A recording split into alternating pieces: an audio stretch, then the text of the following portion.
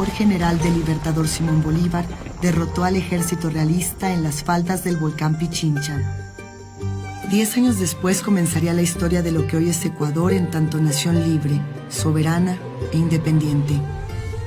Los años pasaron y con ellos vinieron los gobiernos constructores de nacionalidad como los del insigne Vicente Rocafuerte o el revolucionario viejo luchador Eloy Alfaro. A partir de los 60, diversos gobiernos fueron renunciando a la soberanía nacional, entregando los recursos del pueblo ecuatoriano a intereses extranjeros. Ante ello, se levantó un vigoroso movimiento de los pueblos indígenas, que además de defender sus derechos, conformó la principal resistencia al neoliberalismo. En 2007, con Rafael Correa a la cabeza, inició la llamada Década Ganada, un proyecto democrático, nacional y popular que se tradujo en grandes conquistas sociales, desarrollo económico, educación, salud, vivienda y soberanía. En el 2017, claro, nosotros pensábamos, después del esfuerzo de estos 10 años, y cuando digo esfuerzo, entiéndase, realmente luchar contra corriente, realmente romper esquemas, realmente ir en contra de todo lo que se pensaba que estaba bien en el país y que no estaba. Sabíamos que teníamos que ganar, porque venía justamente esta restauración conservadora en toda la región. Ya habíamos pasado por los golpes contra Zelaya, contra Lugo. Había una situación ya muy hostil en Brasil. Estaba dándose justamente el impeachment contra Dilma. Se había perdido las elecciones en Argentina. Había ganado Macri. De tal manera que nosotros sabíamos que en nuestra decisión recaía no perder el proceso de la Revolución Ciudadana y poderlo sostener. Y en ese sentido había muchas discusiones sobre qué características debía tener quien asuma la conducción del país. Y lo digo, siempre iba a ser una transición porque obviamente nadie iba a ser Rafael Correa y las condiciones eran distintas. Mi candidato siempre fue Jorge Glass, pero finalmente hay un grupo ahí de decisión en el buró, se hicieron algunos análisis y bueno, Lenín Moreno tenía una aceptación importante. Yo conozco a Lenín Moreno hace muchos años, cuando yo era muy joven. Él fue parte del movimiento de izquierda revolucionario del MIR y era una persona en la cual siempre estuvo vinculada hacia la izquierda. Estábamos entre Lenín Moreno y la candidatura también de Jorge Glass, que digamos de una u otra manera Jorge acoplaba toda esa conducción del partido político y de la militancia dura.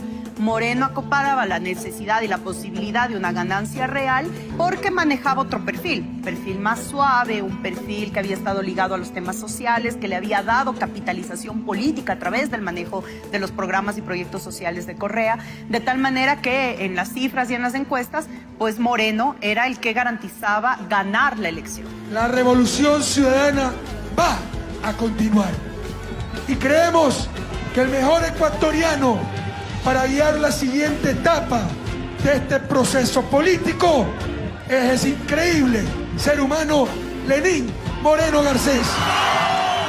Yo confiaba en Lenín Moreno, jamás pensé que él nos vendería. Fue una campaña muy intensa también, en la que todos nos involucramos y dijimos, esto es el todo o el nada. Se pasó diciendo en toda la campaña que iba a continuar con la Revolución Ciudadana. Todo el tiempo era eso. Era, yo voy a continuar con el proyecto de la Revolución Ciudadana, que es una leyenda. Incluso decía, yo a mis nietos les voy a decir, yo cabalgué con Correa. Yo cabalgué junto a Correa. Yo fui parte de la Revolución Ciudadana. Quien hace la revolución son ustedes, es el pueblo ecuatoriano.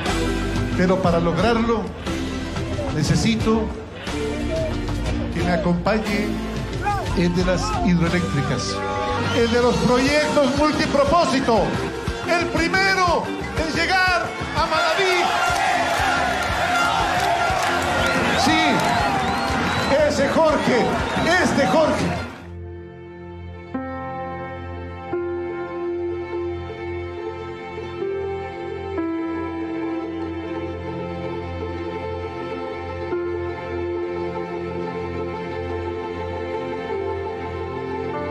El banquero logró pasar a la segunda vuelta porque Moreno sacó el 39-9, es decir, a una décima de ganar en la primera vuelta.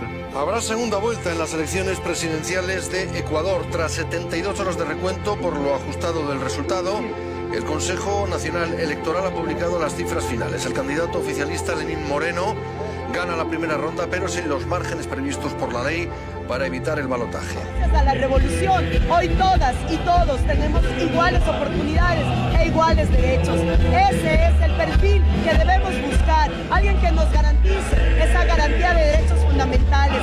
Por eso es que estamos aquí con miles de personas apoyando a Lenín Moreno Garcés, porque sabemos que con él tenemos patria para todos, oportunidades, futuro e justiça social. A gente continua falando das notícias aqui da América Latina. O Equador tem novo presidente. Un nuevo informe fue presentado esta mañana por el Consejo Nacional Electoral cuando ya se ha escrutado más del 99% de los votos. Lenín Moreno ganó con el 51.14% de los votos válidos, frente a Guillermo Lasso, que obtuvo el 48.86%. Y ganamos. Y que Ecuador haya ganado era un ápice de esperanza para la región.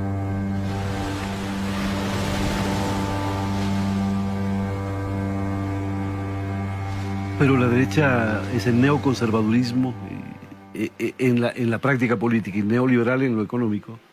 Se preparó.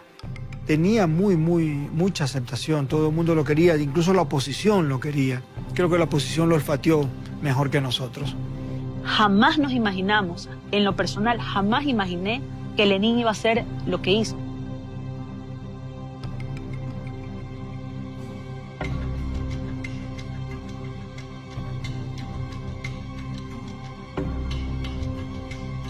El día de la posesión, el mismo discurso de posesión de Lenín Moreno, si uno lo vuelve hacia atrás, ya da mensajes.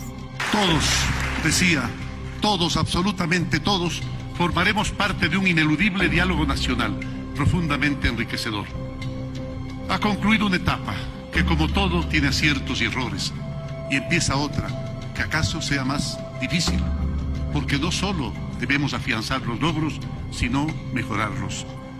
Nadie duda de que hoy tenemos un Ecuador diferente y tampoco de que aún queda mucho por hacer.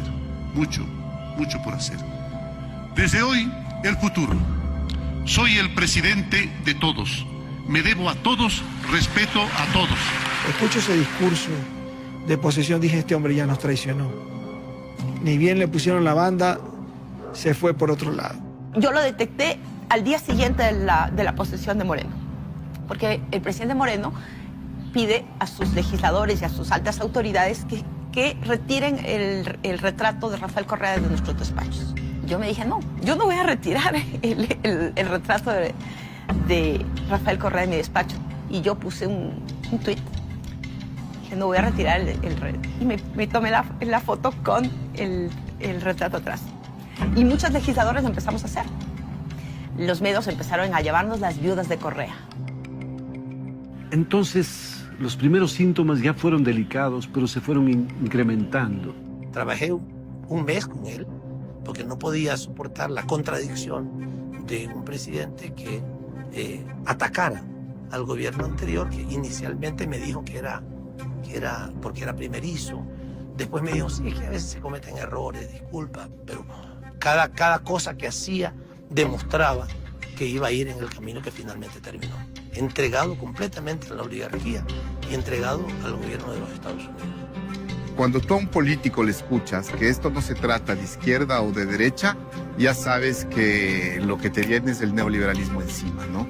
Hay dos fotografías muy claras en eso. La primera es reunión con los representantes de la banca privada, donde Moreno les agradece que estén ahí. La reunión con los banqueros, donde les dice directamente que él no está enfadado con ellos, que más bien tiene aversión a quienes votaron por él. Soy uno más, señor presidente, de tantos que no votamos por usted y ahora estamos gustosos de respaldar, de apreciar, de felicitar la gestión que usted está haciendo, señor presidente. Sabes, y en ese Antonio, orden de ideas, yo les estoy también agradecidos por no haber votado por mí.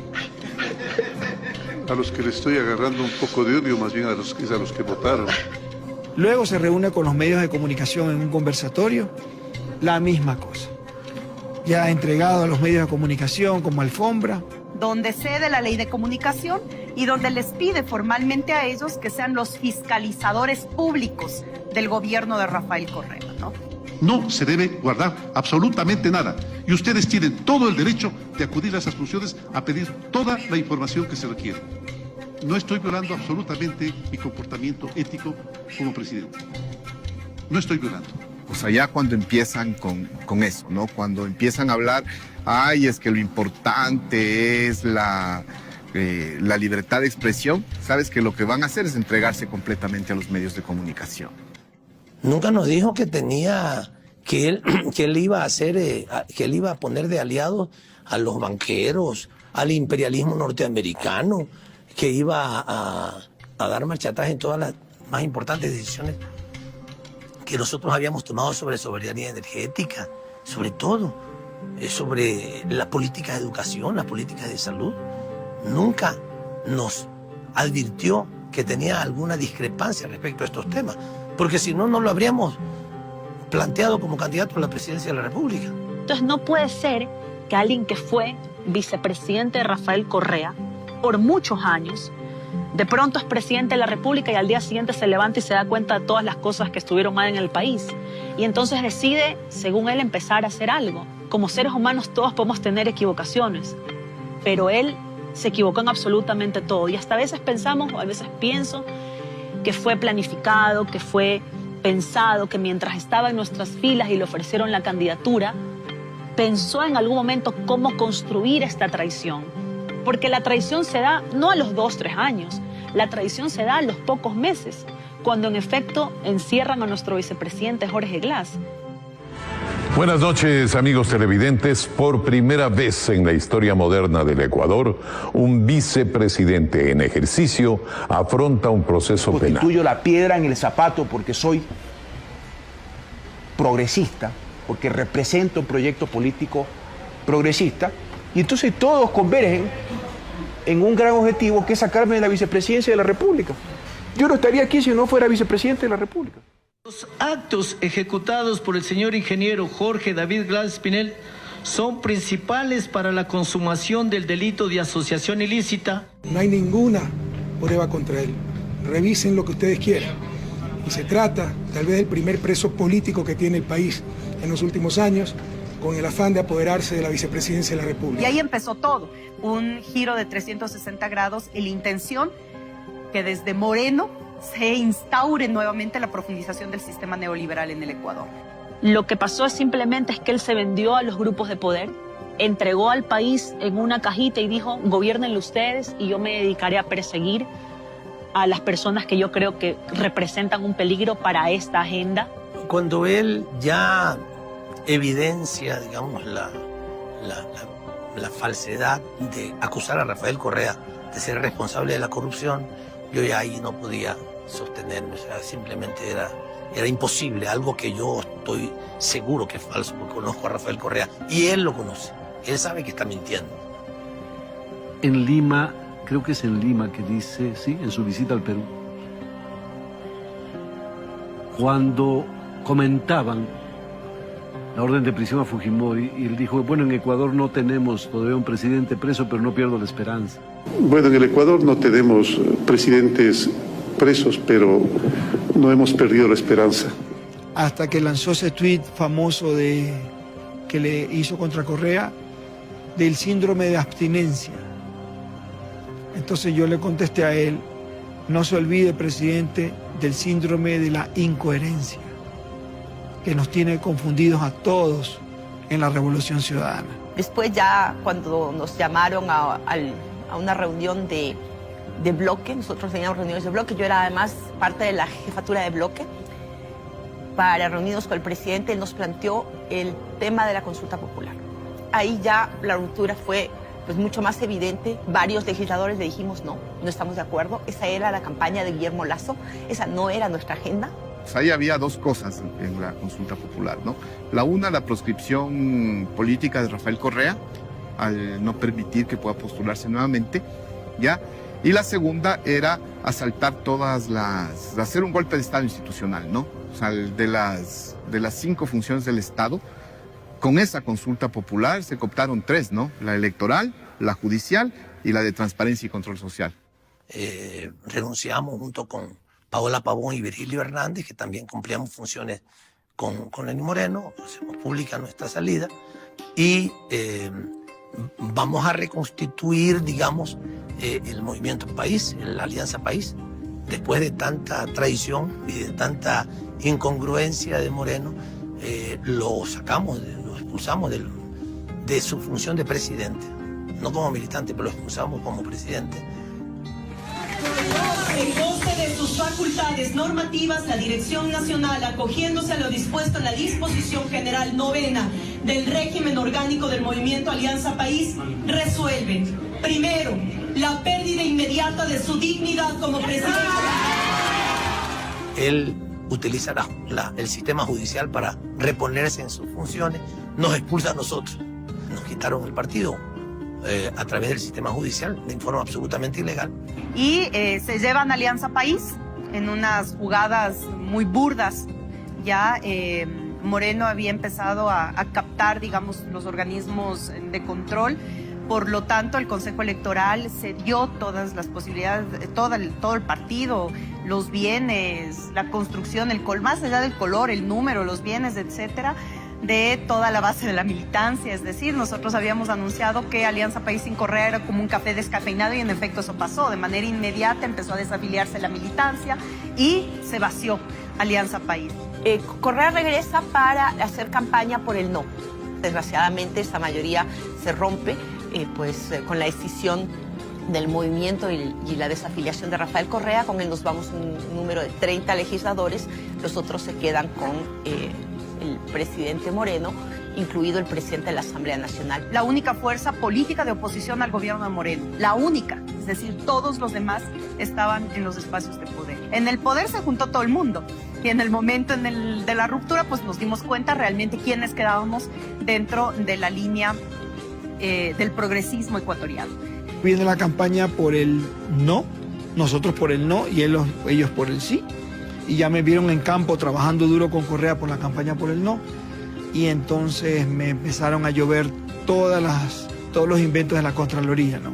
Entonces ahí empieza ya el proceso de persecución por parte de Moreno, ¿no? Porque empiezan a llover los exámenes de Contraloría y la Contraloría y la Contraloría y la Contraloría, todas las funciones que había desempeñado antes.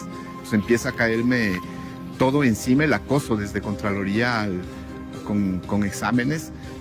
Fiscalía encima, el acoso mediático, el acoso de las redes. Un sector de la izquierda, autoconvencida probablemente de su mesianismo, izquierda muy de figurín también, y de cafetín, que estuvo con nosotros, fue la primera en apalancar a Moreno. Y esto yo no puedo dejar de decirlo. Porque cuando se ha hablado mucho, por ejemplo, de que nos faltó educación política, yo siempre me pregunto o respondo, y a ellos no les faltaba educación política, les faltaba moral. Y nos traicionaron. Y la felonía no es solo de uno, es de muchos.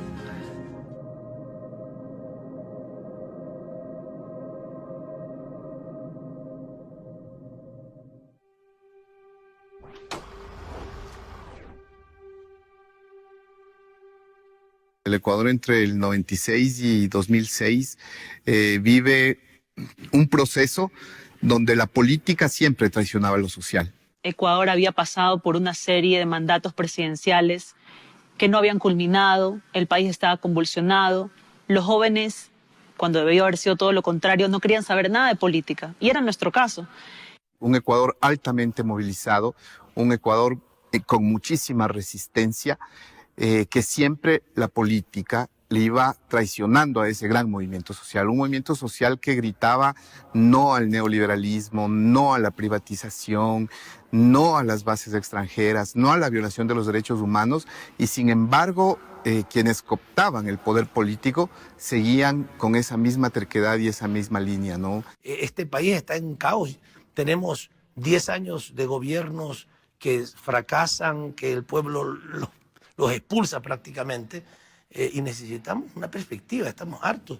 2 millones de ecuatorianos con la crisis del 99 habían tenido que salir del país y por tanto había que buscar una alternativa. Llega Rafael Correa como candidato presidencial. Era un candidato que rompía lo tradicional, rompía el status quo.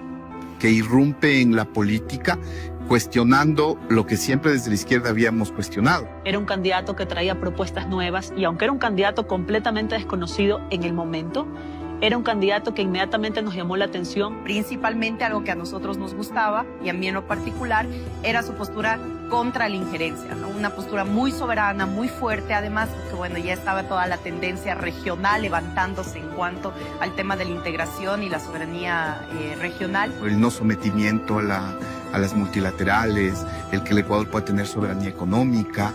Alguien que llegó con unas ideas completamente nuevas, que de pronto ponía al ser humano por encima del capital, ponía al ser humano en lo más importante de todo. Su principal propuesta era eso, era dar a la sociedad ecuatoriana el equilibrio que necesitaba. Tenía una visión de un país que podía desarrollarse sin el patrocinio del Fondo Monetario Internacional, no solamente sin el patrocinio, sino en contra de ese patrocinio, porque desde el principio decíamos, con esta gente no vamos a ningún lado, lo que van a hacer es destruir nuestro país. En todo caso, Andrés, usted ha hecho un reduccionismo con el cual no estoy de acuerdo. Las únicas 3 maneras de crecer es endeudándose, falso, imprimiendo billetes falsos, solo atrayendo inversión, falso, dando educación también se crece, aumentando productividad, logrando cohesión social, luchando contra la corrupción, ¿verdad? En todo caso, yo quiero dejar algo muy claro. Nosotros no tenemos absolutamente nada contra inversión extranjera. Bienvenida a la inversión extranjera, pero la inversión extranjera no viene a los países que se arrodillan, que se hipotecan. Yo recuerdo que las encuestas decían que el candidato socialdemócrata León Roldós tenía el 38 al 40% y nosotros arrancamos con el 2%, porque Rafael había pasado 106 días por el Ministerio de Economía, ya con una impronta, una huella bien interesante, en el sentido de rechazar temas del Fondo Monetario del Banco Mundial. Me vengo a encontrar con él cuando yo trabajaba en una empresa transnacional y él era ministro de Economía y el Estado le debía dinero a la empresa. Entonces nos reunimos con él y nos citó en un hotel de Guayaquil para ver el tema de la deuda. Bueno, primero que fue muy transparente, ¿no? Desde ahí ya nos impresionó, a diferencia de los otros ministros de Economía anteriores que se había tratado, fue muy transparente y además, como anécdota, peleó al máximo para que rebajemos la deuda a favor del Estado. Ministro, Quito te respalda y el país. ¡Viva el futuro presidente! Necesitamos unidades geopolíticas de mayor tamaño, incluso bloques monetarios de mayor tamaño, para enfrentar exitosamente esta globalización neoliberal y cruel del siglo XXI, que lo que busca no es una integración para convertirnos en nación, sino una integración para convertirnos sencillamente en mercado. Encontraba en él aquello que había venido luchando, esas causas que me impulsaban y que me construían como política. Ahí se da una característica que es lo primero que me hace regresar a ver y de una u otra manera involucrarme en la campaña, que es la posición de Rafael Correa de participar en las elecciones sin candidatos a diputados, ¿no? Diciendo yo voy por una asamblea constituyente, entonces no es coherente que tenga candidatos a diputados, porque mi propuesta es la asamblea constituyente y era algo que el Ecuador necesitaba. El mismo día de posesión, ya llamar a la asamblea, a la consulta popular para la Asamblea Nacional Constituyente, porque hay que reformar esta cloaca llamada Congreso Nacional. Habíamos subido al 3,5%. Y ahí viene la anécdota, porque le digo, ¿y cómo vamos? Me dice, solo si cometemos un error muy grande no ganamos en la primera vuelta. Imagínate ese optimismo. Yo después le decía, parece dentro del canon y las diferencias, aquella respuesta de Fidel Castro a su hermano Raúl cuando le dice, ¿cuántos quedamos? 12. Ah, entonces ganamos la guerra. Queridos compatriotas, hace ya más de 50 años, cuando nuestro país estaba devastado por la guerra y el caos, el gran Benjamín Carrión expresaba la necesidad de volver a tener patria. Esta frase fue la inspiración de un puñado de ciudadanos que decidimos liberarnos de los grupos que han mantenido secuestrada a la patria y así emprender la lucha por una revolución ciudadana consistente en el cambio radical, profundo y rápido del sistema político, económico y social vigente, sistema perverso que ha destruido nuestra democracia. Se estaba dando una nueva concepción a la política, ¿no? Jóvenes, hombres, mujeres, LGBTI, indígenas, afroecuatorianos, ya en la toma de decisiones. En los casos de los funcionarios jóvenes que estuvimos dentro del periodo Rafael Correa, tenemos como doble responsabilidad, no solo de hacer las cosas bien por nosotros en las administraciones en las que estuvimos a cargo, sino era la primera vez que un gobierno le da oportunidad a gente joven y a mujeres. Solo con la Revolución Ciudadana pudimos tener paridad, pudimos tener la opción de que mujeres encabecemos las listas, de que lleguemos a ser prefectas, legisladoras, presidentas de la Asamblea Nacional, ministras de Estado, secretarias de Estado. Reformas civiles, por ejemplo, para que las mujeres podamos ser administradoras de los bienes conyugales, de que podamos tener propiedad y ser dueñas de la tierra, del agua, de la semilla, es decir, algo que históricamente está excluido, incluso como formas culturales que tenemos dentro de nuestros países. Para mí era una satisfacción ver cómo la gente le cambió la vida, cómo las políticas del gobierno de la Revolución Ciudadana le dieron a la gente dignidad, que es lo que antes no se tenía. Y ver a las familias recibiendo su casa, ver a las familias recibiendo sus préstamos hipotecarios, ver a los jóvenes obteniendo becas para irse a estudiar a las mejores universidades del mundo, era algo que no tiene precio.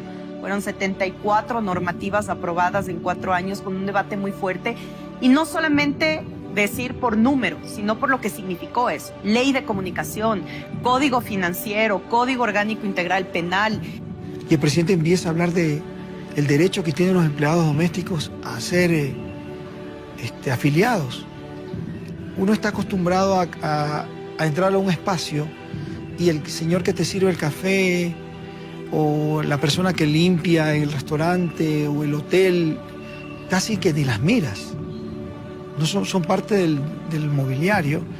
Y yo con Correa aprendí que ellos eran los más importantes del proceso. Cuando él recorría el país y la gente lo abrazaba, era un abrazo sincero. Cuando la gente le agradecía lo que estaba haciendo por ellos, sentías que la gente realmente lo quería, lo estimaba. Comenzaron a hacerse lo que después se convirtieron en los gabinetes itinerantes, que lo hacíamos cada 2 o 3 semanas, íbamos a los lugares más aislados del país, más lejanos de la capital de la República, más pobres, a las parroquias más pequeñas, a los cantones más pequeños, a hacer este trabajo de acercamiento. Para hacer que la gente realmente empiece a transformar lo que nosotros denominamos un simple empoderamiento de derechos hacia un tema de construcción del poder popular, ¿no? De una organización social que pueda realmente estar a la defensa del tema de los derechos. Lo logramos. Gracias a la oportunidad que le está dando este presidente a los jóvenes, estamos aquí y vamos a demostrar que vamos a hacer la diferencia y que podemos hacer grandes cambios para el país. Lo que nosotros hicimos fue demostrar que con una postura ideológica fuerte y firme y sobre todo pensando en el país, pues puede pararse de cabeza las élites económicas más fuertes, que si eso se tiene que hacer, pues esos son los costos que tenemos que asumir. Triunfado aplastantemente la nueva Constitución. Hoy es un momento histórico que trasciende con mucho a las personas que por accidente, por fortuna, hemos estado más visibles en este proceso que es de todo un pueblo. No es de un gobierno, no es de un presidente, no es de un movimiento político, es de todo un pueblo este cambio, compañeros. Esto fue muy interesante. Realmente yo creo que fue una de las experiencias más extraordinarias en términos de ejercicio de la democracia directa que tuvimos en el Ecuador. Porque estamos hablando de una constitución, bueno, a diferencia de la anterior, fue terrible. La anterior constitución se escribió en un cuartel militar. O sea, los asambleístas fueron a un cuartel militar a reunirse para que nadie los molestara. O sea, hasta conceptualmente, digamos, gráficamente es vergonzoso haber hecho la constitución en un cuartel militar. La nuestra fue una constitución construida por nuestro pueblo. Cada artículo de los 400 y pico artículos de la Constitución eran discutidos con nuestro pueblo. Se trataba de tema laboral, pues iban los dirigentes de la clase obrera, los trabajadores, los sindicalistas, etc. Se trataba de tema campesino, iban los dirigentes campesinos, iban también los empresarios del campo, iba todo el mundo. Era una cuestión impresionante. Miles y miles de personas diariamente llegaban a Montecristi, la ciudad natal de Luis Alfaro, a tratar y a discutir directamente con los asambleístas estos temas. Te digo, fue un ejercicio para mí el más emblemático, el más satisfactorio de la participación de la población en los temas que tienen que ver con la vida misma, con su vida, y todos los asuntos así eran abordados. Los resultados fueron realmente extraordinarios. Es una de las constituciones más avanzadas de nuestra América. Es la constitución que por primera vez le da derechos a la naturaleza sin que, contrariando la doctrina jurídica que dice que derechos puede tener solo aquel que los puede demandar. Nosotros en la Constitución superamos ese tema de la doctrina jurídica y establecimos que la naturaleza tenía sus propios derechos y que es la ciudadanía la que tiene que abogar por ellos. El cierre de la base de Manta. Sobre el cierre de la base de Manta, eso es otro problema. Es una base supuestamente para el control del narcotráfico, aunque hay muchas informaciones que es precisamente para combatir la guerrilla. El convenio se acaba en el 2009. Dicho sea de paso, los Estados Unidos ni siquiera pagan arriendo por esa base. Y es la única base militar norteamericana en Sudamérica. Dicho sea de paso, la única base extrarregional en Sudamérica. En nuestro concepto de soberanía, somos un gobierno soberano con un sano nacionalismo, como también lo tiene Estados Unidos. Tener soldados extranjeros en el suelo patrio afecta a la soberanía. Vamos a respetar el convenio, pero en el 2009, cuando fenezca dicho convenio, sencillamente no lo vamos a renovar. ¿Dónde está el problema? ¿Cómo piensan ustedes? A mí me conectó de una lo de la base, ¿no? Cuando Rafael dice, vamos a sacar la base norteamericana de Manta, era algo impensable, ¿no? Todos creíamos bastante utópico. La firma del decreto de expulsión de los militares norteamericanos de la base de Manta, porque además fue una de las propuestas fundamentales de Rafael, que era una buena promesa de campaña, pero como veníamos de nuestras tradiciones, decíamos, bueno, está bueno, pero bueno, hay que ver qué pasa.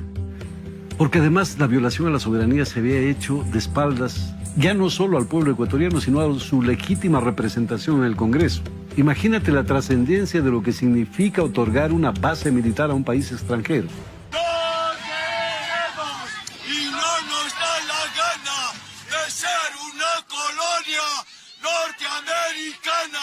Yuxica y Manta, gringo de Manta. Yuxica y Manta, gringo de Manta. Plantarse ante la fuerza norteamericana militar en un país tan pequeño como el nuestro, digamos, no es fácil, ¿no?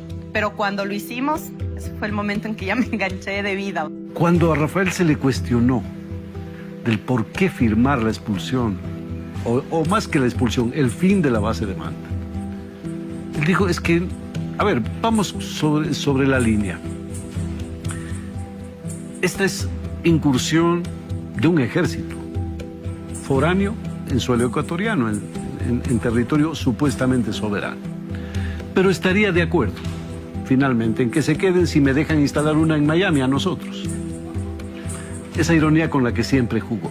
Ese es un momento importantísimo. ¿Cómo piensan ustedes contrarrestar el narcotráfico? Pero si nosotros no somos productores de narcotráfico, ese no es un problema nuestro. Pero la FARC sí. ¿Y por qué no va entonces la base a los países donde tienen narcotráfico? Yo creo que están en Colombia. ¿Por qué lo tenemos que tener en Ecuador? Creo que hay tropas norteamericanas en Colombia. No perdamos tiempo discutiendo, Oscar. Hagamos una cosa. Sí. Si tener soldados extranjeros en el suelo patrio no afecta a la soberanía, yo renuevo el convenio de la base de Manta en el 2009 si Estados Unidos me permite poner una base ecuatoriana aquí en Miami. Y el otro momento excepcional, yo ya era ministro de Cultura, no debía ni siquiera estar presente, pero por algo me llamó y me dijo, vamos con urgencia a hacer una gira por América Latina, porque ayer sábado el ejército colombiano bombardeó territorio ecuatoriano por orden de Álvaro Uribe Vélez.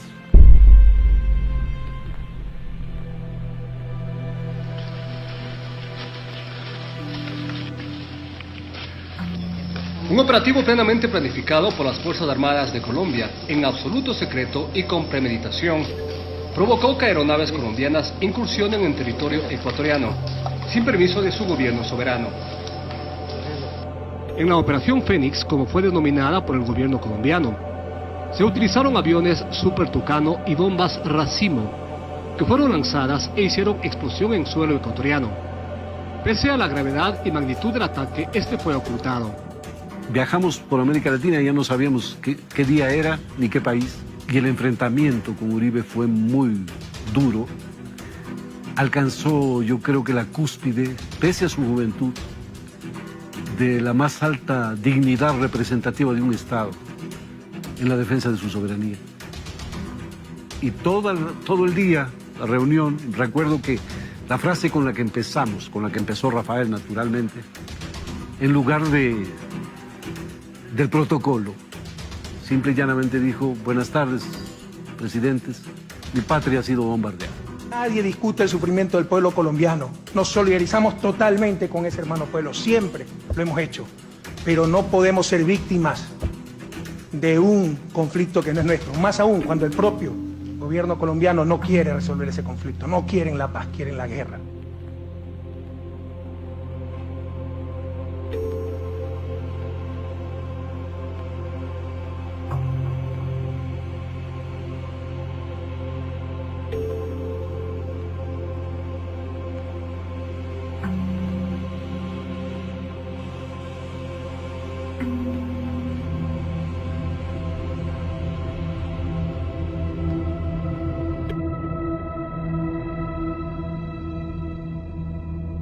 Más de 500 miembros de la Policía Nacional se declararon en paro y se tomaron el regimiento Quito. El malestar policial se siente en otras ciudades del país como Puerto Viejo, Loja, Santo Domingo de los Áchilas y Esmeraldas. Y en Guayaquil...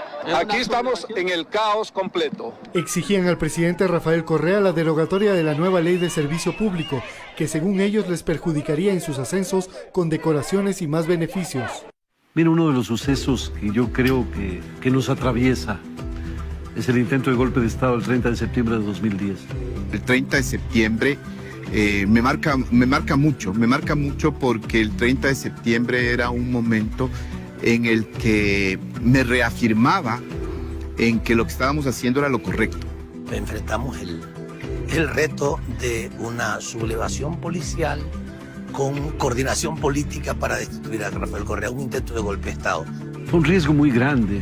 No en lo personal nomás, sino para la democracia. Un atentado brutal. O sea que las transformaciones que habíamos establecido y definido para la Policía Nacional era lo correcto, ¿ya? Que por eso existía ese proceso, ese intento de sublevación.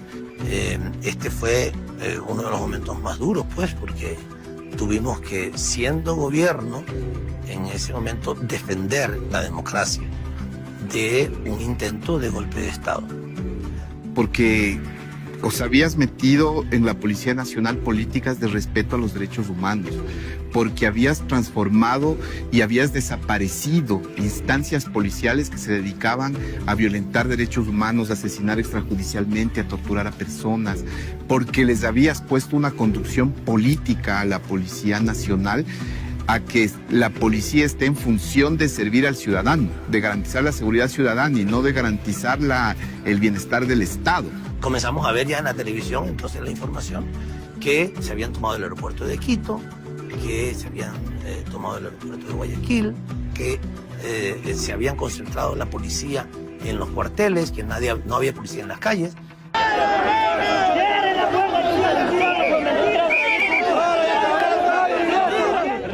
En ese momento yo le llamé al presidente de la República, le dije que había esta novedad en el regimiento Quito. Me dijo, ¿y por qué están en esta actitud? ¿Qué es lo que están demandando? Entonces le he dado a conocer que lo que demandaban era que pensaban que estaban perdiendo el sistema de condecoraciones, que pensaban que iban a perder los beneficios económicos de monumentos de los ascensos. Estamos reclamando los derechos, reclamando nuestros derechos que se ven perjudicados. Nos han quitado condecoraciones. Y el presidente se levanta, ¿no? Y dice, bueno, vamos que aquí llegamos a Carondelet gobernando o nos matan. ¿no? O sea, dice, aquí estamos en el punto de patria o muerte realmente. Era secretario particular de él. Cuando llegué el día anterior, él por primera vez había dejado la silla de ruedas, había sido operado nuevamente de la rodilla, estaba con un bastón, lo encontré bajando, le digo, ¿qué pasa? Yo no sabía nada. Me dice, hay un motín en la policía. Si quieres, me acompañas. Le dije, ¿cómo si quieres? Te sigo inmediato. Y solo 3 autos, porque además no teníamos la dimensión de lo que estaba sucediendo. La que sí tenía, por ejemplo, el canal Teleamazonas, que desde las 6 de la mañana, antes de que explote, ya tenía las cámaras ahí. ¿Quién avisó eso? Hay cosas evidentes. No se le sorprendió al presidente, como cuando a nosotros nos hacían conocer también estos panfletos, y a veces los comandantes provinciales, que había este rumor, a los comandantes generales se les informó en detalle y conocían en detalle de que todo lo que disponían las posibles reformas a la ley en ningún momento les iba a afectar. La semana pasada vinimos acá a hablar con ustedes. Lo que le dijimos es verdad. Es más, si usted no me cree, yo le llamo este dato al ministro del Interior.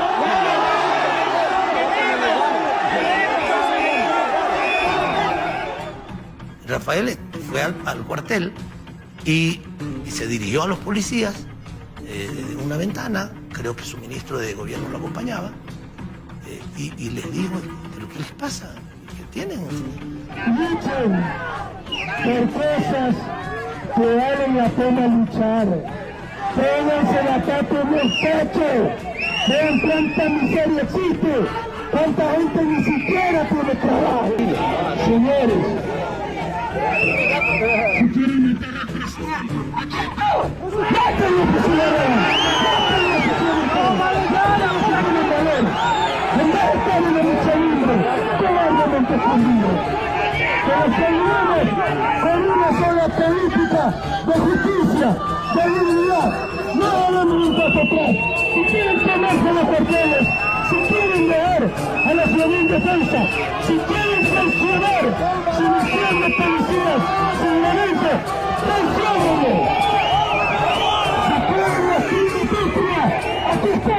Decídenlo, pero este presidente no, ni un paso atrás.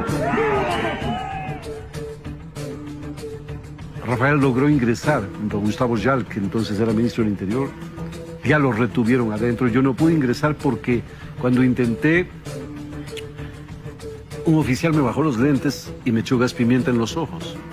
Rafael sale, se da cuenta de que no va a tener buenos resultados allí y se va. Cuando se quiere, pretende ir, le comienzan a tirar gases lacrimógenos, lo comienzan a agredir, los policías amotinados, y no tienen otra salida más que meterse al hospital de la policía que estaba al lado del cuartel.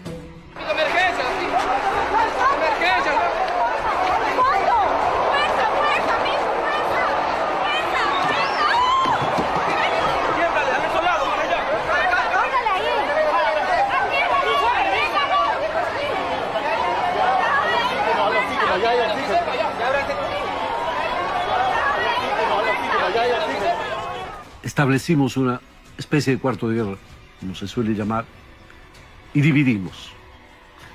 Que 8.000 personas se queden a cuidar el palacio y 8.000 acompañen a Ricardo Patiño, que encabezaba el camino hacia manifestar la necesidad de que se libere al presidente.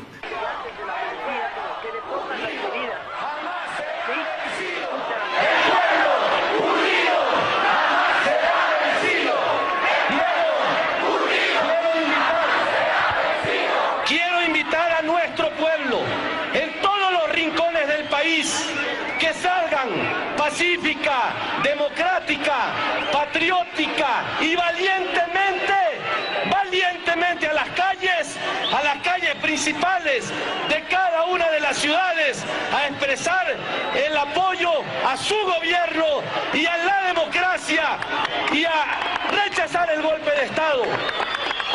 Eran como 8 kilómetros que teníamos que caminar, que era muy peligroso, que podía haber una masacre. Yo les dije, el riesgo que está asumiendo Correa es tremendo.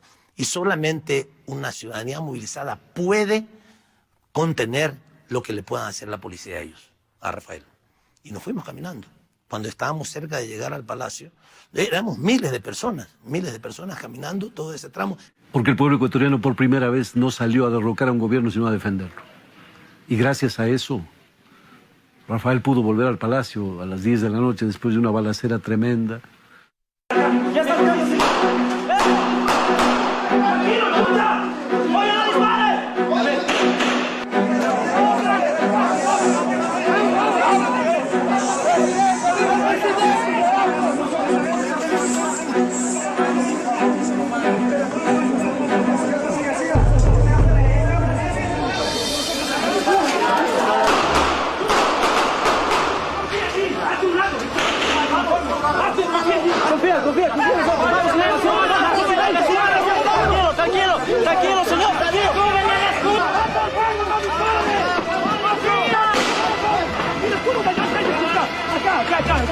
Tranquilo, señor, tranquilo. Tranquilo, señores, tranquilo.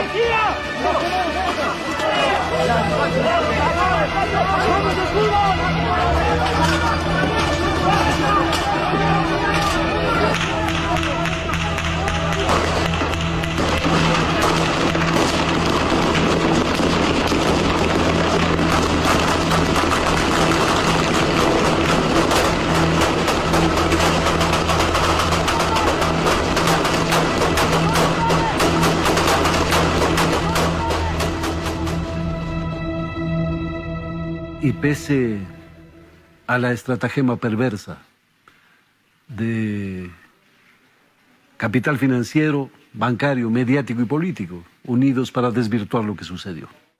Nos ha tocado una prueba durísima. El hospital policial está destrozado. Muchos enfermos han sufrido inocentemente por culpa de unos cuantos irresponsables. La historia nos juzgará.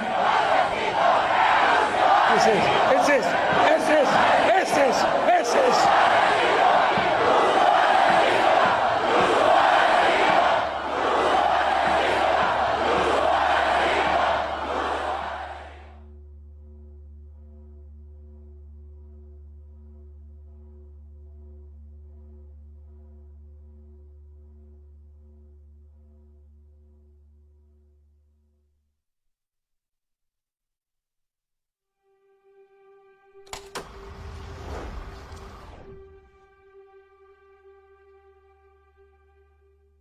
Esas ansias de venganza, esa sed profunda de destruir todo lo que el proyecto había hecho, no solamente conllevó a daño material físico en el país, sino la destrucción de miles y miles de vidas de familias en el Ecuador. La traición es la envidia armada, pero la persecución se institucionalizó. Y a la cabeza, Moreno, a quien no le puedo decir Lenin.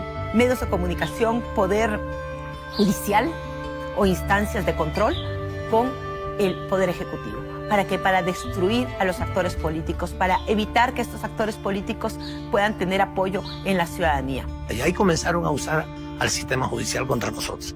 Yo ya traía seguimiento extrajudicial por años, lo denuncié en mis intervenciones en el Pleno, en medios de comunicación, en mis entrevistas, habían mandado cartas públicas denunciando seguimiento extrajudicial. Nunca se tuvo respuesta sobre eso. Sí, porque eres correísta, porque te mantienes en una posición ideológica, porque estás convencido y además desde el régimen supieron dónde golpear, cómo golpear y a quién golpear, ¿no?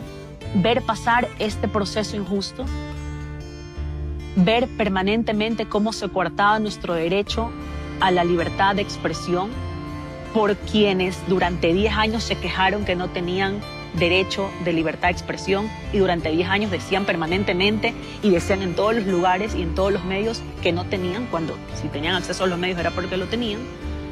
Ver que nuestros derechos se vulneraron una y otra vez, y sin duda en mi caso lo más difícil fue soportar este proceso estando embarazada. Todos los que lideramos la oposición en estos 3 años teníamos consecuencias judiciales.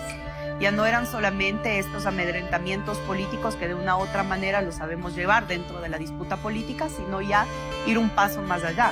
La judicialización que te lleva directamente a la privación de tu libertad. Sacaban la foto de mi hermano Vinicio y la mía en un periódico, en el titular, la ruta del dinero de los Alvarado. y una cantidad de inventos, pero una cosa que no tiene ni principio, o sea, ni pie ni cabeza. Di a luz y a los 2 meses ni siquiera se respetó mi licencia por maternidad, sino que dentro de este periodo nos convocaron a juicio. Ver en el proceso cómo se vulneraron nuestros derechos y ver que la fiscal de la Nación sabía cualquier cosa menos derecho. Y entonces me empiezan a llamar de la fiscalía para dar versión. Mi abogado va y se reúne directamente con la fiscal y dice, sí, dígale al doctor Alvarado que venga el miércoles 3:30 de la tarde. Ya le mando la formalidad para que rinda versión. Esta fiscal nunca me quiso tomar la versión al igual que el resto de fiscales. Y ellos utilizaron al hijo de Abdala Bucaram, Adalo Bucaram, para hacernos una demanda. Nos hizo una demanda ya desde aquella época, de mediados del 2018. Adalo Bucaram hizo una demanda contra mí y contra otros dirigentes, falseando un video. El video nosotros planteábamos, Moreno tiene que irse, pero por mentiroso y por traidor. Y sobrepusieron audios en que supuestamente nosotros decíamos que debía irse por su deficiencia física. No me acuerdo si era el cojo Moreno o algo por el estilo. Pero sobrepusieron el audio. Eso no habíamos dicho nosotros. Nosotros decíamos que se fuera por mentiroso y traidor. Abrir el expediente contra Lenín Moreno Garcés por incumplimiento del plan de gobierno y por sus pactos a espaldas del pueblo ecuatoriano con la derecha y la partidocracia de este país. Pero cuando se pegan ya con tu familia pasa mayores, ¿no? Y ya cuando empezaron a seguir a mis hijos, y claro, y no les importa meter drones en tu casa o personas encapuchadas que entren a ponerte aparatos electrónicos para tus escuchas, que sepas que tu teléfono está intervenido todo el tiempo, te afecta la vida personal, te afecta la vida familiar. Tomo mi vehículo para irme a Quito, voy con mi esposa, paso por Manta, la ciudad costera de Ecuador, viendo a un cliente, estando en la casa del cliente ayudándole a despachar algunas cosas. En ese momento mi abogado me llama y me dice, mira el mail. Me meto, veo el mail, y la fiscal me estaba dando la cita el martes a las 3:30 de la tarde, pero que me lleven con la fuerza pública. Que me lleven por la fuerza pública. Porque según ella, había yo rechazado rendir versión ya por 3 veces, cuando nunca me la quiso tomar desde la embajada.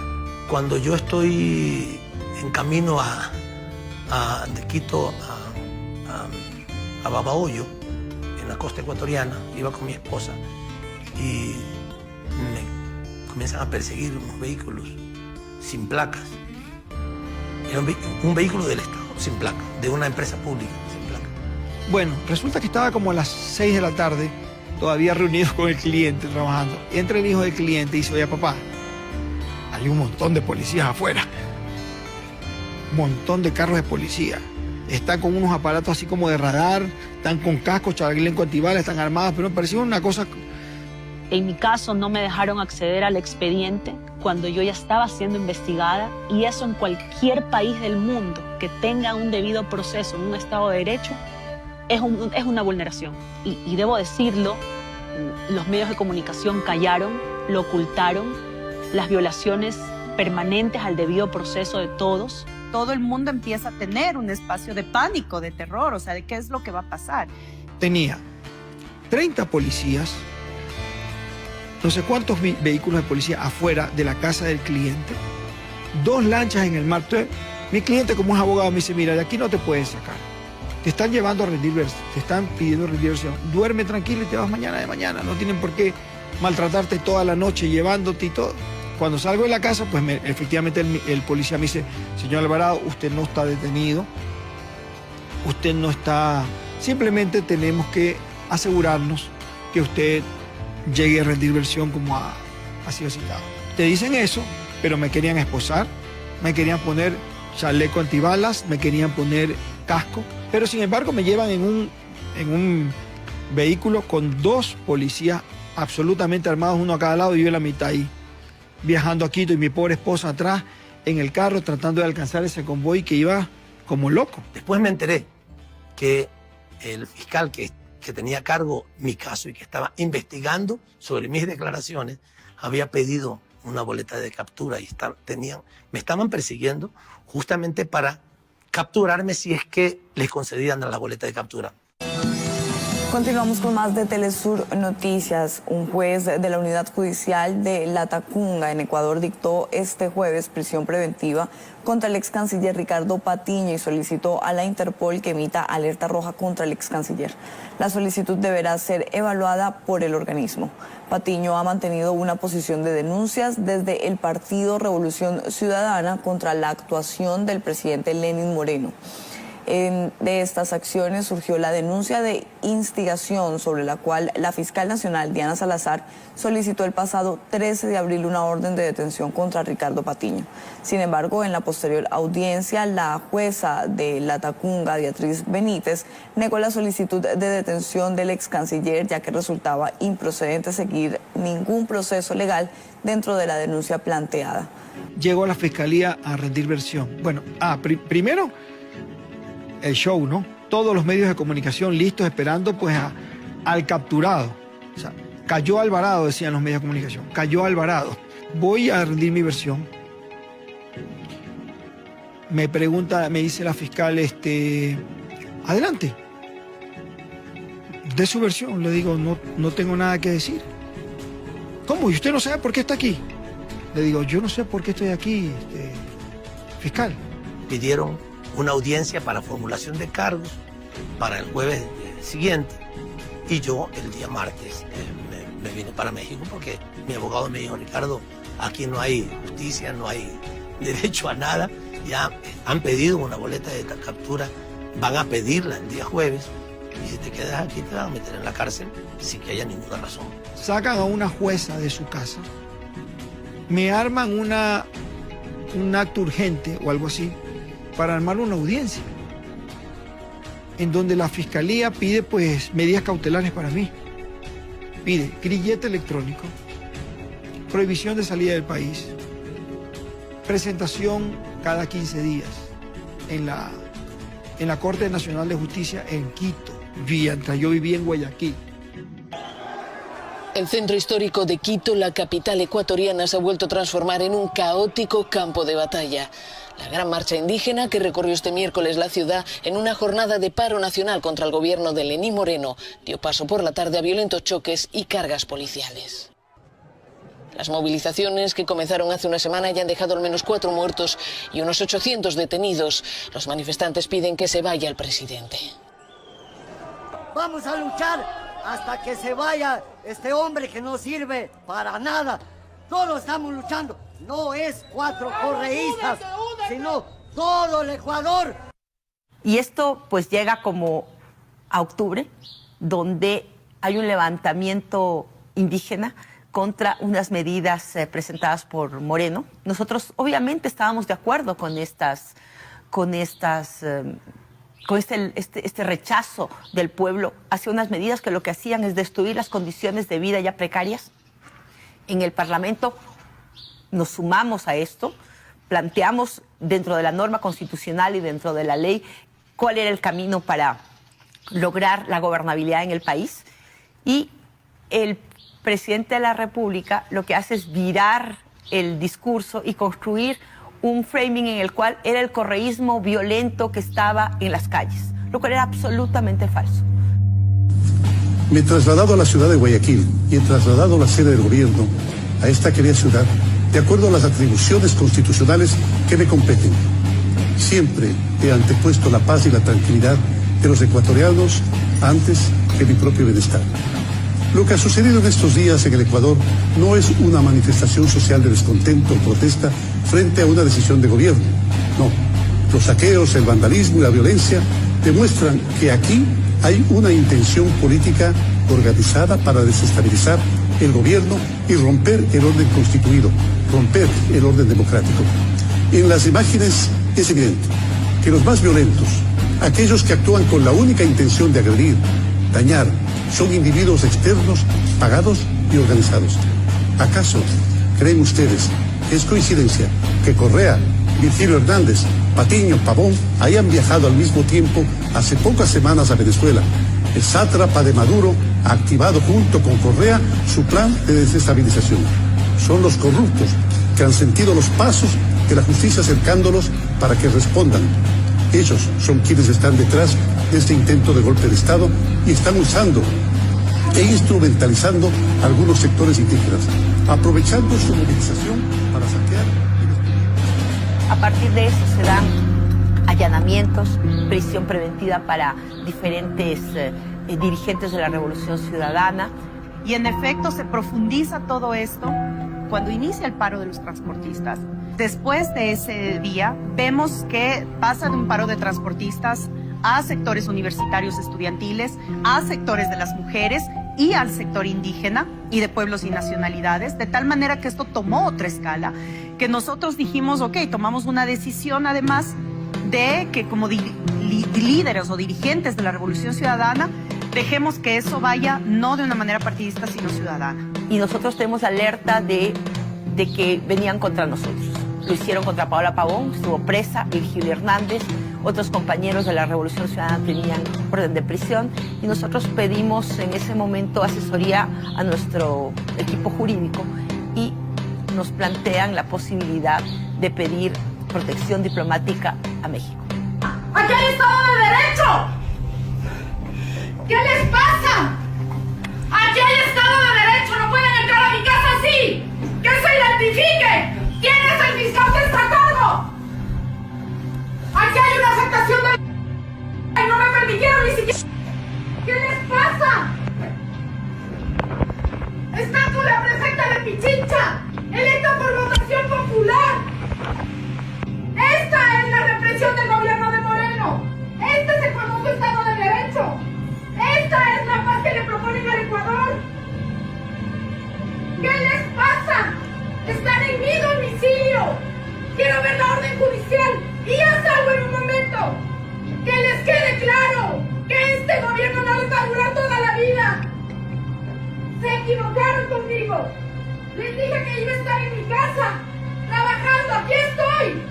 No me he ido, porque no les debo nada. Que se entere el país, que se entere el mundo, que este es el gobierno de Moreno. La persecución política, la represión. Aquí estoy, esta es la forma. Me han encontrado en mi cama, durmiendo. Esta es la famosa conspiración. Ayer detuvieron a otra dirigente política, ahora a mí, pero no les tengo miedo. Que se entere el mundo.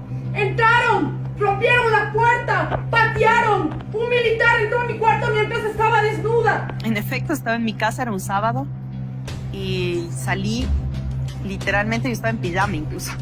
Salí en pijama a comprar pan y a comprar algo para cocinar el fin de semana porque no había nada. El paro ya traía varios días, por lo tanto tampoco era muy fácil conseguir cosas. Ya empezaba a haber un desabastecimiento en la ciudad, producto justamente del tema de la paralización de carreteras, justamente porque se anunciaba que ese fin de semana caía el gobierno, ¿no? Que ese fin de semana definitivamente Moreno ya no podía sostenerse en el gobierno frente a esa explosión social y ciudadana.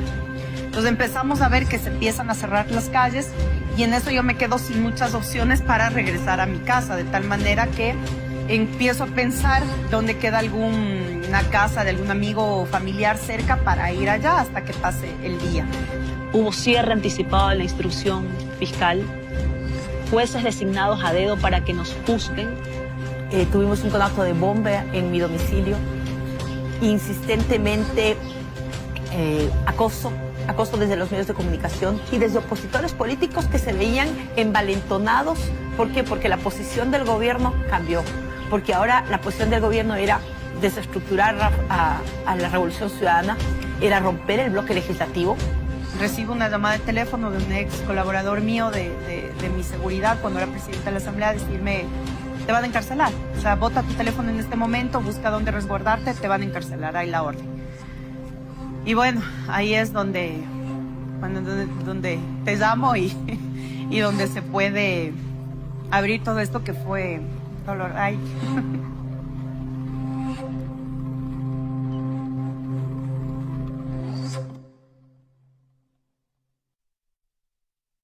Y bueno fuera que hayan pasado años para poder un poco asimilar este proceso. En el mal llamado caso Sobornos, en un año estuvimos sentenciados. En un año se dio la indagación previa, el llamado a juicio, más de 300 testigos por parte de la Fiscalía, según ella, sentencia, segunda instancia y casación en menos de un año. Pasó el mediodía, 2 de la tarde, 3 de la tarde, anuncian toque de queda. Entonces el presidente se le sale de las manos la movilización y la paralización ciudadana y a la fácil militariza las calles, convoca o declara toque de queda. Y en ese sentido, claro, nosotros más jodidos porque estábamos en la calle, literalmente en el carro, buscando dónde estacionarnos o dónde guardarnos hasta que pase esto, y ya con una orden encima. Entonces en eso se me ocurre llamar justamente a un gran amigo, le doy el punto donde estoy, me dijo, ok, déjame, te ubico un compañero dirigente para que vayas, y en efecto me ubica donde un compañero nos tuvo en su casa pues un par de horas.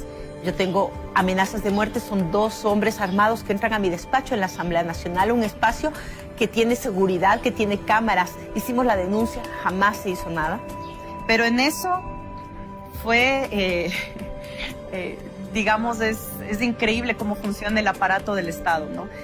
Nosotros guardamos el carro en otro lugar, lo taparon para que nadie vea por dónde estaba, más o menos. Un tema de locos. Bueno, ahí cojo el teléfono y prendo mi teléfono para hacer la llamada justamente a ver a dónde iba. En esos, me imagino que en eso rastrearon el teléfono. A los 5 minutos de colgar empezaron a pasar patrullas y policías por el lugar donde yo estaba. Entonces, claro, decimos, no podemos quedarnos aquí. Dijimos, bueno, tenemos 1 hora para llegar a la embajada. Ya tenía muchos avisos desde adentro del propio gobierno de que estaban buscando la manera de cambiarme medidas cautelares y meterme preso, ¿no? Nos despertamos el día 14 de octubre con la noticia de los allanamientos. ¿Ya? Entonces, lo que yo le digo a la Sol es, oye Sol, agarremos las computadoras, los discos duros, o sea, ya no importaba lo que tengas, importaba era lo que te pongan, ¿ya? Entonces, y además lo que tienes ahí son archivos personales que te permiten defenderte de todo lo que te están procesando además, ¿no? Entonces, eso es lo que tienes. Y nos alertaron que había orden de allanamiento y prisión para nosotros. Y nosotros creíamos que no era justo entregarle un solo día de nuestra libertad a quien no se lo merecía, a un gobierno persecutor, a un gobierno que lo que buscaba es destruir a la Revolución Ciudadana. Y ahí dijimos, bueno, ¿y ahora qué hacemos? Nos quedamos aquí, ahí donde estábamos, nos vamos a Colombia, ¿qué hacemos? O sea, ¿qué es lo que vamos a hacer? Llega ese momento en el que tienes ya casi el punto de decir, bueno, ahora sí voy a terminar. O preso, cuando te dicen, oye, hay una orden para allanar tu casa y para detenerte, o sea, es un punto, les entrego mi libertad a la represión o opto por tener protección de un Estado, ¿no? Y en este caso el Estado mexicano. Y pedimos protección al gobierno mexicano. Nos tuvimos 3 meses en la embajada. Una noche, un viernes, viro el equipo y ¡pac! Se abre, solito, se abrió el equipo. Entonces lo que yo me asusto, lo sostengo, ¿no? Lo sostengo el equipo y trato de volverlo a enganchar de manera inocente, o sea, tratando de engancharlo otra vez. Yo dije, esto va a disparar una alerta, me van a venir aquí a la casa a allanar la casa pensando que yo me estoy tratando de escapar. Traté de volverlo a juntar y ya no pudo. Sí tuve un quiebre cuando me llaman el sábado, me parece que me llamaron, y me preguntan, señor Alvarado, ¿está todo bien con el aparato? Y ese segundo no dije la verdad. Le dije, sí, está todo bien. Ese segundo tuve como un momento como de reflexión y dije, sí, está todo bien. A ver qué pasaba. Y de pronto te ves un día saliendo de tu país en las circunstancias más extremas, apenas con una mochila, una foto de mi familia pequeñita, de mis hijos que alcancé a sacar, algo de ropa y la vida te cambia de un día para otro. Y cuando salía yo decía, y todavía lo pienso, ojalá que mis padres sigan vivos cuando las cortes internacionales nos den la razón. Porque lo que han hecho con nosotros es algo que no tiene nombre.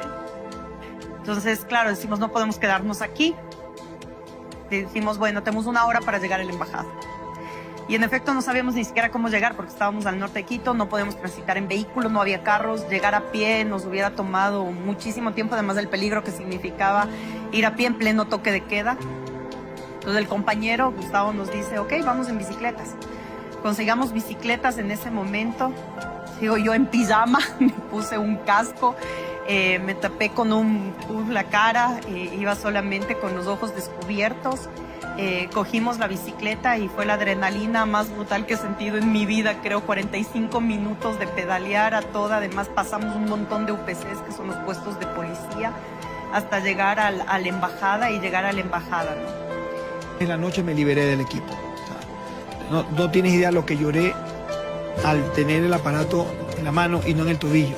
O sea, cortarlo, volver a ponerle las correitas y ponérmelo en el brazo un rato porque el sensor de calor, hay un sensor de calor ahí, si lo tienes afuera, no. Entonces ponérmelo en el brazo un rato hasta despedirme de la gente y todo eso, pues yo lloraba mucho porque... Yo decidí salir por la frontera de Perú, porque también otro abogado me dijo, mira, si vas a pasar por el aeropuerto, te van a capturar, te van a llevar, como le han hecho a otra persona, te van a formular cargos, te van a inventar cualquier cosa y no te van a dejar salir. Le entrego el aparato pues, a estas personas que me estaban ayudando y ellos pues, efectivamente se lo pusieron en el brazo, durmieron con el aparato, cargándolo, mientras yo me trasladaba a la frontera con Colombia. Esas personas se arriesgaron mucho por mí, mucho. Yo entro a la embajada un 12 de octubre del 2019 y el 14 de octubre allanan mi casa con mis hijos adentro, no cumplieron nada los protocolos para manejo de menores de edad. Hasta ahora mis hijos tienen recuerdos muy fuertes de eso. Fue ese día 8 horas y media de terror en la casa donde lo destrozaron todo y se llevaron lo que les dio la gana. Hasta ahora no podemos recuperar nada de lo que se llevaron de mi hogar. Luego de eso surgió una preocupación. Una vez que ya abandonan el equipo,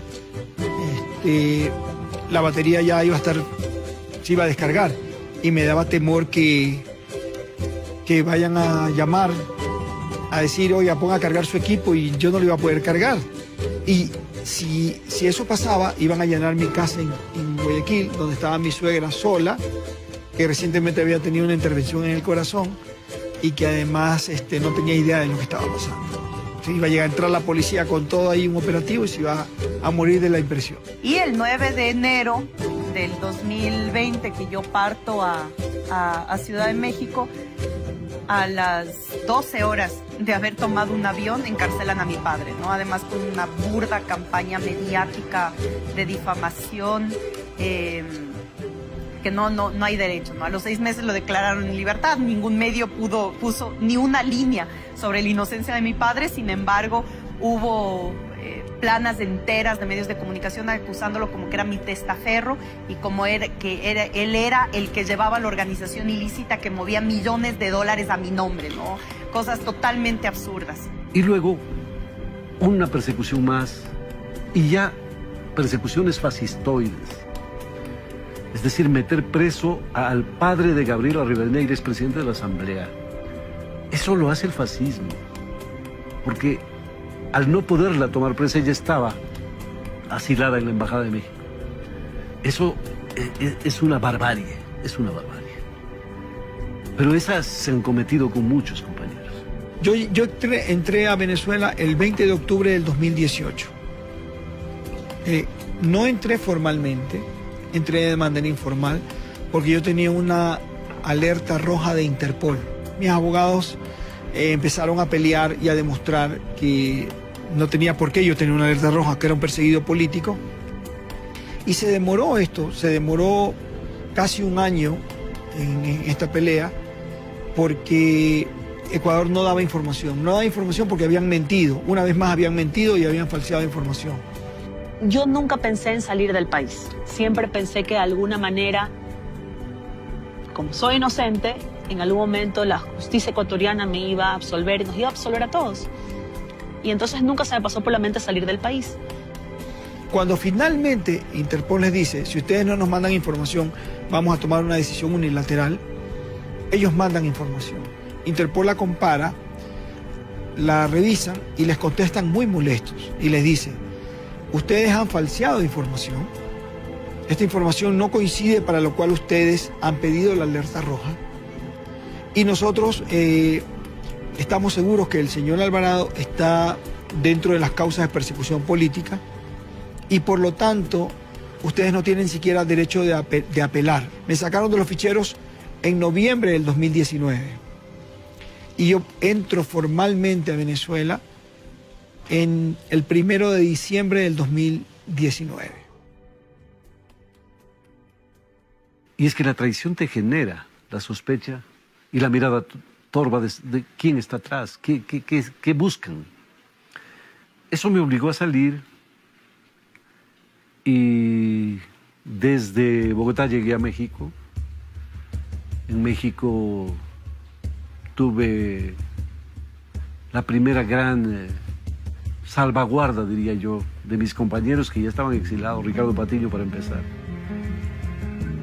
y de gente que había conocido o que recién conocía.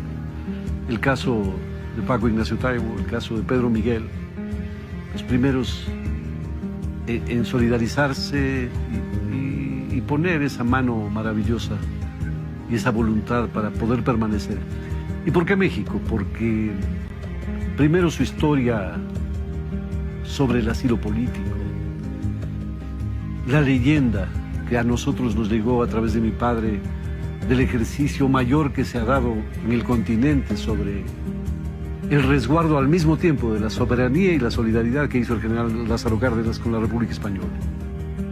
Cuando uno está perseguido, se da cuenta de la importancia de que haya gobiernos democráticos y respetuosos de los derechos humanos como el gobierno de México. Y yo por eso valoro y agradezco y respeto al gobierno de México, de López Obrador, por sus acciones a nivel internacional y en mi caso particular por la protección a mi vida y a mi libertad. Y siempre México ha sido un país maravilloso, extremadamente generoso, un pueblo realmente maravilloso que ha sabido siempre acogerme y en esta última vez brindarme la protección. El acogernos, la embajada fue también una experiencia muy... Unos me decían, qué duro estar aquí. Y yo les decía, no, es muy bonito porque realmente generamos una escala de valores distinta. Sí, porque aprendimos que hay cosas que no tienen la importancia que antes le dábamos. Hay cosas distintas que se valoran más. Y eso creo que nos ha hecho pues, estar muy bien aquí.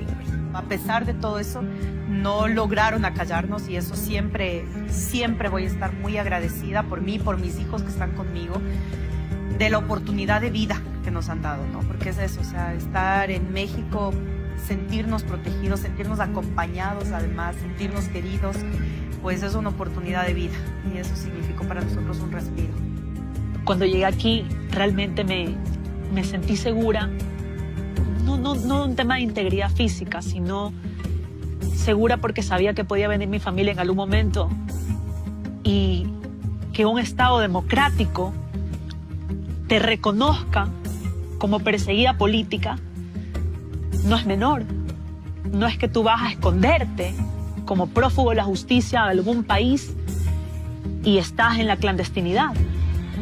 Para mí llegar aquí fue un cambio total, una segunda oportunidad de vida. Quedaré siempre agradecida con este país y que nos reconozca como perseguidos es una lección para el mundo. Que el mundo sepa lo que está pasando en Ecuador. Que hay no solo una politización de la justicia, sino una judicialización de la política permanente. Bueno, yo creo que hay que recuperar de la figura de Andrés Manuel, el presidente López Obrador, su, primero, inmensa capacidad de gestión, que obviamente no es individual, es colectiva, es de un gobierno.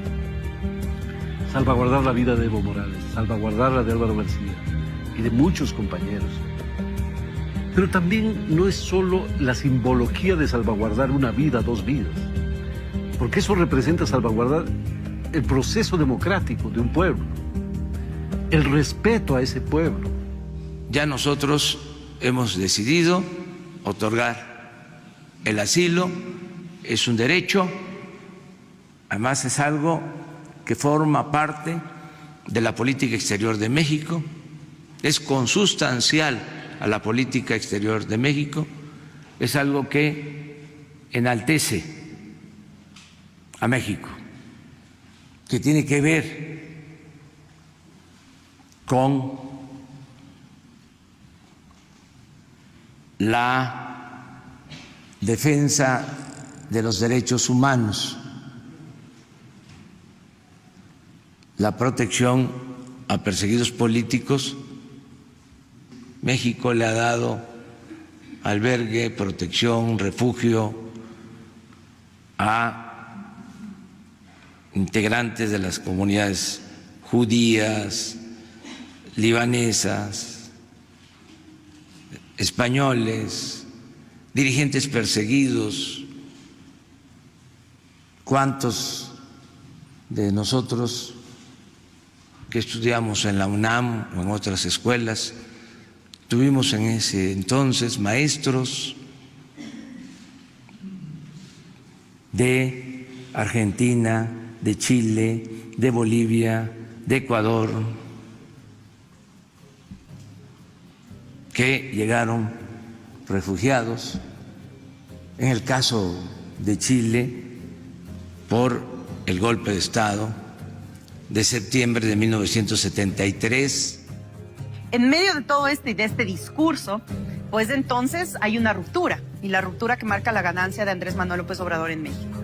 Y decimos, algo importante está pasando. Ya no es en la parte sur, donde estaban los cambios de ese momento, sino ya era la parte de Centroamérica para el norte. Lo que ha hecho Andrés Manuel López Obrador es histórico, es histórico. Y es una bocanada de aire fresco para nuestra América. Entonces creo que ese parangón es válido y otorga, te repito, la estatura moral que queda para siempre en la historia del general Cárdenas a Andrés Manuel. Entonces empieza a haber una postura ya de política ideológica hacia las cuestiones continentales y empieza a darse esa apertura. Retomar la figura ya de asilo político en esas consideraciones es entonces demostrar que los procesos progresistas no significan únicamente una recomposición política o la posibilidad de una alternativa económica de un modelo, sino el absoluto respeto de derechos humanos.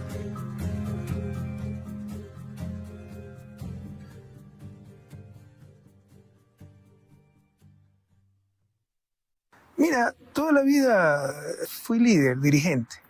Desde primaria era el presidente de curso, de grado, luego fui presidente de todo mi colegio, luego presidente de mi facultad, luego presidente de la universidad, luego presidente de universidades particulares. Entonces, eso es algo que no puedes negar, se te presenta y hay que asumirlo, y no es malo, es bueno. Siempre y cuando utilices esa capacidad de liderazgo para servir, no para servirte de los demás. No me gusta victimizarme, o sea, yo lo busqué, es una opción que eliges.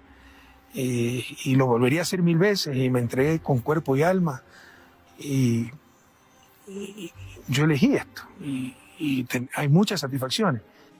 Salida del señor expresidente constitucional de la República del Ecuador, economista Rafael Correa Delgado.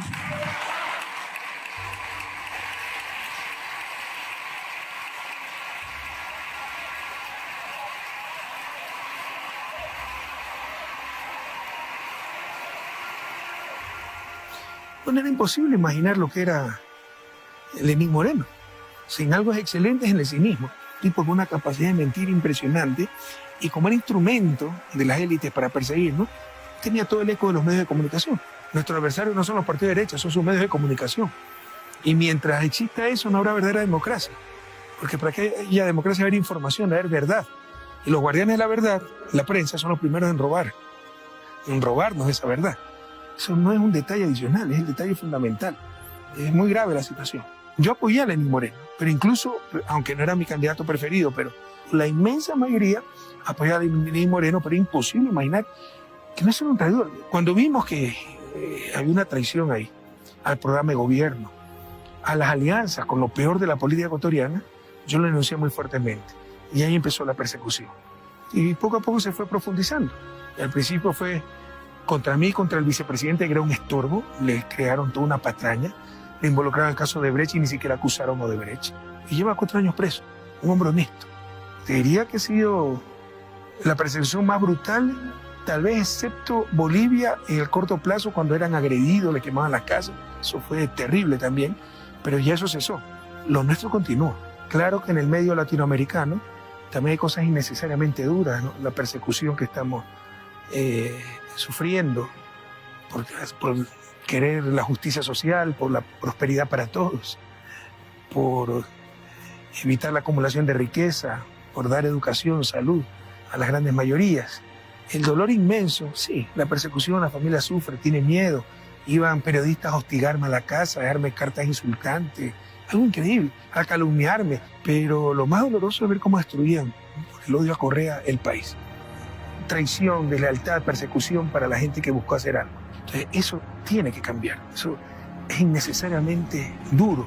Desperdicio de energía, ellos tratando de destruirnos, nosotros tratando de evitar que nos destruyan. Si todo eso se encauzara para el bienestar de nuestros países, avanzaríamos mucho más rápido. Entonces había una persecución brutal ante la indiferencia del mundo, excepto países como México. Gracias a Dios existen gobiernos como el del presidente Andrés Manuel López Obrador y países como México, que siguiendo su tradición humanista después de casi 4 décadas vuelve a dar asilo político, reconociendo que nuestros compañeros no son delincuentes, son perseguidos políticos, llamar las cosas por su nombre. Sin embargo, pues te insisto, lo volveríamos a hacer 1000 veces. Cada escuela que entregabas y veías la alegría de ese niño que ahora tenía una escuela decente, cada carretero de lugares abandonados, creían que nunca les iba a llegar el asfalto, cada hospital, cada maternidad, eran cosas que tú decías, todo valió la pena. Teníamos un programa de becas muy importante y hicimos entonces una comida con los becarios españoles en Madrid. Ahora hay unos 120 becarios, tal vez vinieron de otras ciudades también.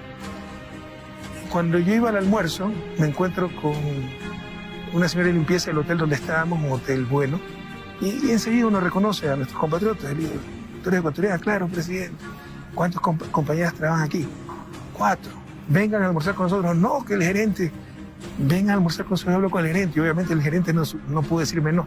Pero llegaron un poco tarde. Entonces yo estaba dando mi discurso a los becarios y cuando empiezan a entrar esas 4 mujeres ecuatorianas, yo paro mi discurso y les digo, chicos, ahí vienen las mujeres migrantes del Ecuador. Por ellas ustedes están estudiando aquí, por sus remesas, por su sacrificio. Esos chicos se pararon de pie a ovacionarlas. Era una emoción para esas mujeres y una emoción para uno también, que se me llenan los ojos de lágrimas. Entonces, esa es una experiencia inolvidable. Y bueno, tú dices en esos casos, todo valió la pena, me explico. Por eso, todo valió la pena. Es una opción personal que tú tomas, pero involucras a toda tu familia. Y es muy duro, sobre todo cuando eres un peligro para el sistema, porque esta gente no respeta nada, no vida privada, familias, nada.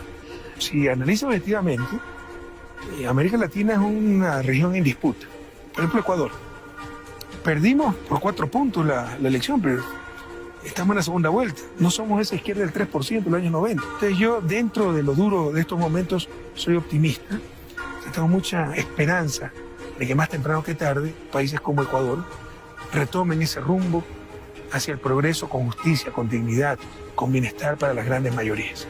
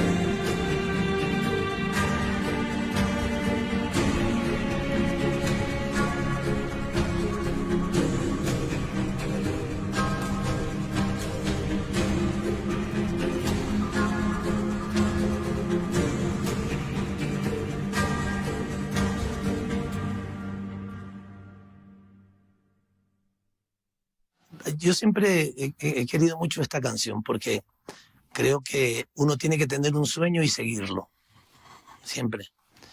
Recuerdo que en mi juventud mucha gente me decía cuando yo comenzaba a trabajar con sectores populares, porque vengo de la clase media y entonces la gente en la clase media lo que quiere es escalar y escalar y escalar. Y no, yo lo que quería era trabajar con la gente, trabajar con obreros, esa era mi idea. Y me decían, eso ahora, pero ya cuando seas mayor ya vas a ver que se te va a ir eso. Y me cabreaba que me dijeran eso. Y entonces esta canción que se titula Sueño Imposible, siempre me ha guiado. Cada vez que la escucho me siento identificado. Dice algo así: con fe lo imposible soñar, al mal combatir sin temor, luchar contra el miedo invencible, de pie soportar el dolor.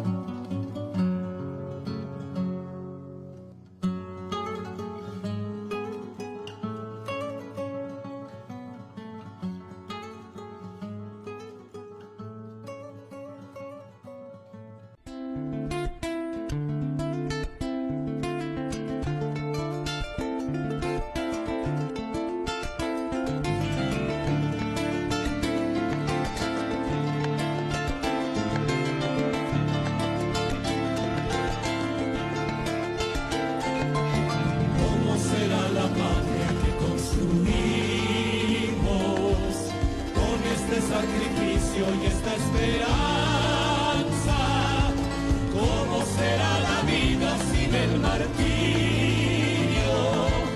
De ver a la pobreza acechando el alma. ¿Cómo será la patria cuando los niños jueguen con la guitarra de la alegría? Debemos consagrarnos toda la vida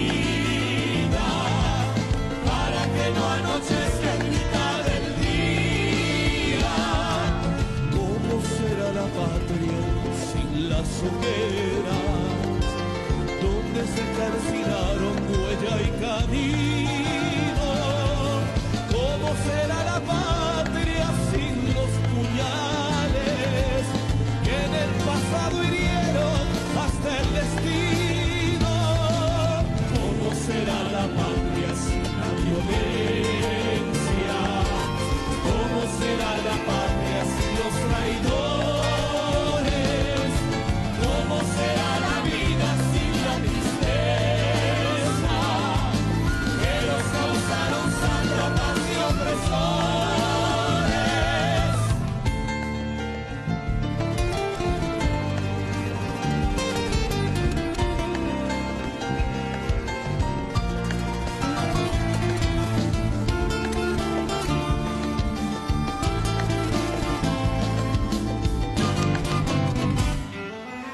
Esa será la patria, mi compañero,